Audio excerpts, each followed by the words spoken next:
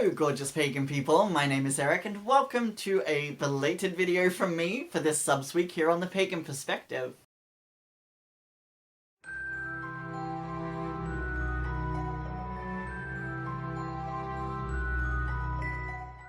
This week I, along with the other sub-hosts, are choosing our own adventure. But before I get into the topic of the conversation, I just wanted to wish you all a wonderful Beltane or Samhain or any other seasonal type celebrations that you guys might be celebrating. Even if you're celebrating those alone, I hope that they've been wonderful for you.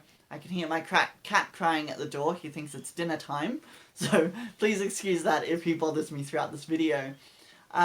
So my question that I have chosen to revisit is a question from back in March about not sharing. The question comes in from Taria, who is asking, I've noticed an idea floating around, specifically in magic record keeping books like grimoires, where it's implied or outright said that things shouldn't be shared.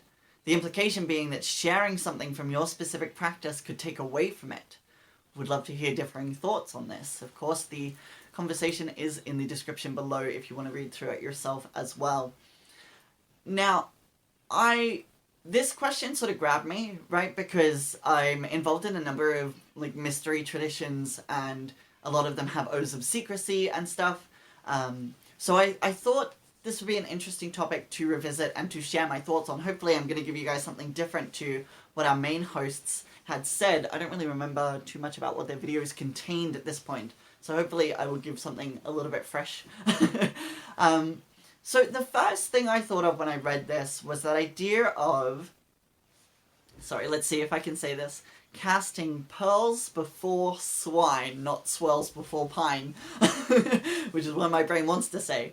So it's that idea that when we take something sacred and we speak about it in mundane discourse, that we somehow take away from the occult virtue that thing holds, right? And that's the first thing that sort of came to mind. So the mysteries that I've experienced through my traditions and initiations, and the mysteries I'm still going to continue to learn, those are sacred things. And to tell them just a plain old Joe on the street and him to say, oh, that's so silly and that's so nonsense, that's not really helpful. That's not words that I want spoken about the things that I hold sacred to me.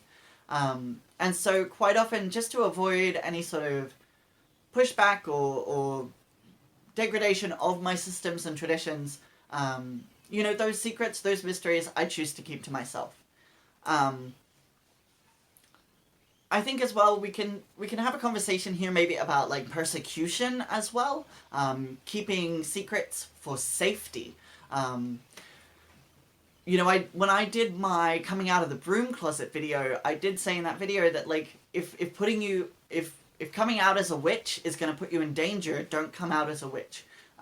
Because the first thing you want to do is keep yourself safe. Make sure you're in a safe environment where you can do that without too many negative repercussions. We're not trying to get people to lose their jobs or anything out here. So that's one of the reasons that I think silence is there, as well as that idea of persecution and punishment and, generally being misunderstood. What I also thought about was the mysteries of the Sphinx, to know, to will, to dare, to keep silent, otherwise known as the Magician's or the Witch's Pyramid. And these four tenets, the keep silent is what we're sort of talking about, right? And I think, let me continue through with what I've got on my notes, otherwise I might go off on a tangent. So one of the things that I often say is that I don't share my work until it's worked. And coming back to the idea of keeping silent, if you're working from a perspective where intention is magic, if you tell someone I'm gonna do a love spell, and they say love spells are bullshit, I don't know if I can say that. Maybe I can try to beat that. Then their intention, their perspective is going to maybe influence and fizzle your spell, right? And that's a concern. So if you're working from an intention model, you wouldn't want to do that. I think as well, if you're working from a spirit model, if I say I'm going to conjure Anael and I'm going to do a love spell, if I put that out there publicly and I have enemies who are magicians, they might go to Anael and say, I'll give you a better offering if you don't allow this magic to work. And so they could thwart the contracts and the agreements that I'm trying to make with spirits. So that's another reason that we might keep to ourselves the work that we're doing. But when I think about this idea of secrecy, the thing that I think of most is the mysteries. The mysteries, with a capital M.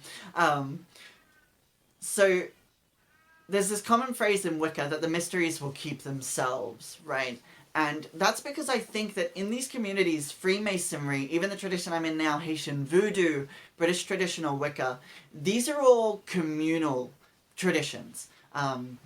And so you really need to have that experience. They're experiential. So even if I sat you down in a room and I talked you through, step by step, everything that happens in a Freemasonic ritual, an initiation, without you actually going through it and having that experience, that explanation would not mean anything to you. It will not have the same value. I'm actually thinking back to a memory I have of a friend of mine who, they came to me and they were like, oh, I was doing a ritual with the blue god of fairy, and he showed me, I forget what kind of crystal bracelet it was, but he showed me this crystal bracelet, a blue crystal bracelet, and he said, this is one of my mysteries. And that doesn't mean anything to me, and it probably doesn't mean anything to you, unless you've experienced whatever it is that's going on there. And so I think this sort of comes in as well, like when we think about like sharing our dreams that we have, or anything like that. If you have a dream of me, please let me know. I'm so interested in that. But like generally speaking, people don't really care about what's going on in the depths of your psyche, and what you dreamt about last night, right? So I think that those are the kind of things that we should keep to ourselves, and that they have value for us in ourselves. Of course, I can understand as well, like, if you're like a magical worker and you work in the community, of course you're going to want to maybe at some point share your work on social media, right? But the thing for me is, I don't share it till it worked. When the person has received whatever it was that the spell was for, that's when I would be able to post online, like, I did this working. So you never would see them just after I've done them. So experientialism, yeah, I think that I still don't know if that's a word. I keep on using it though, experientialism. It should be. If it's not a word, I'll be a wordsmith and we can make that a new word. So yeah, I think that when we're talking about these mysteries, and that idea of initiation into those communities, you've got to actually go through them to really get it. And the other thing I think about when I think of secrecy is I've taken a lot of oaths. I've made promises to keep things secret. Promises to spirits that I wouldn't say what they've taught me. Promises to humans and traditions that I wouldn't teach what they taught me.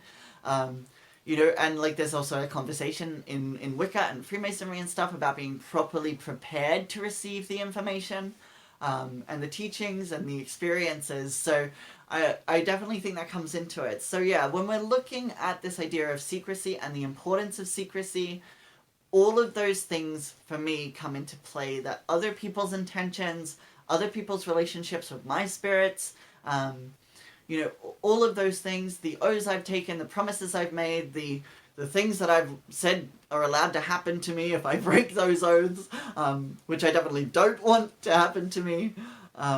All my Freemasons out there know what I'm talking about. So, yeah, there's a few things there, I think, that kind of come into that idea of secrecy and the importance of secrecy and the value of secrecy.